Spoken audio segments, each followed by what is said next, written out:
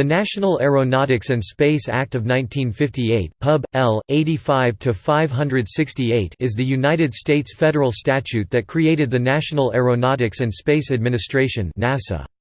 The act, which followed close on the heels of the Soviet Union's launch of Sputnik, was drafted by the United States House Select Committee on Astronautics and Space Exploration and on July 29, 1958 was signed by President Eisenhower.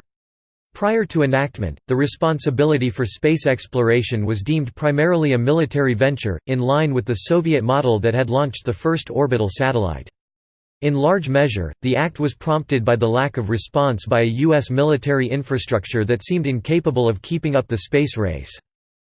The original 1958 act charged the new agency with conducting the aeronautical and space activities of the United States, so as to contribute materially to one or more of the following objectives.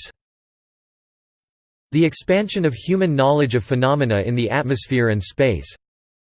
The improvement of the usefulness, performance, speed, safety, and efficiency of aeronautical and space vehicles. The development and operation of vehicles capable of carrying instruments, equipment, supplies and living organisms through space. The establishment of long-range studies of the potential benefits to be gained from, the opportunities for, and the problems involved in the utilization of aeronautical and space activities for peaceful and scientific purposes. The preservation of the role of the United States as a leader in aeronautical and space science and technology and in the application thereof to the conduct of peaceful activities within and outside the atmosphere. The making available to agencies directly concerned with national defenses of discoveries that have military value or significance, and the furnishing by such agencies, to the civilian agency established to direct and control non-military aeronautical and space activities, of information as to discoveries which have value or significance to that agency.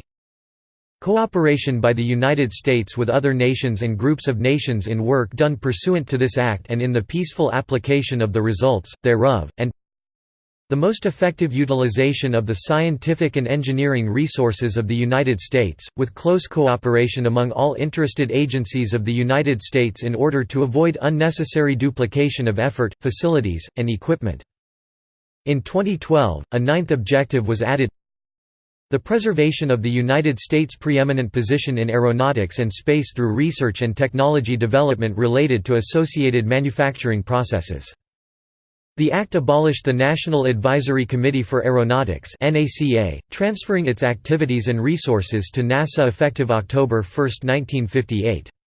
The Act also created a Civilian-Military Liaison Committee, for the purpose of coordinating civilian and military space applications, and keeping NASA and the Department of Defense fully and currently informed of each other's space activities. To this day, the United States has coordinated but separate military and civilian space programs, with much of the former involved in launching military and surveillance craft and, prior to the Partial Test Ban Treaty, planning counter-measures to the anticipated Soviet launch of nuclear warheads into space. In addition, the new law made extensive modifications to the patent law and provided that both employee inventions as well as private contractor innovations brought about through space travel would be subject to government ownership. By making the government the exclusive provider of space transport, the Act effectively discouraged the private development of space travel. This situation endured until the law was modified by the Commercial Space Launch Act of 1984, enacted to allow civilian use of NASA systems in launching space vehicles. The phrase, "We came in peace for all mankind," inscribed on a plaque left on the Moon by the crew of Apollo 11, is derived from the Act's declaration of NASA's policy and purpose. The Congress hereby declares that it is the policy of the United States that activities in space should be devoted to peaceful purposes for the benefit of all mankind. The Act was subsequently amended to remove gender bias, so that this policy statement now reads: Devotion of space activities to peaceful purposes for benefit of all humankind. Congress declares that it is the policy of the United States that activities in space should be devoted to peaceful purposes for the benefit of all humankind.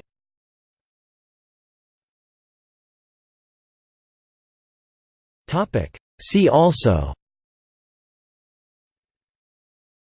Spin-off history.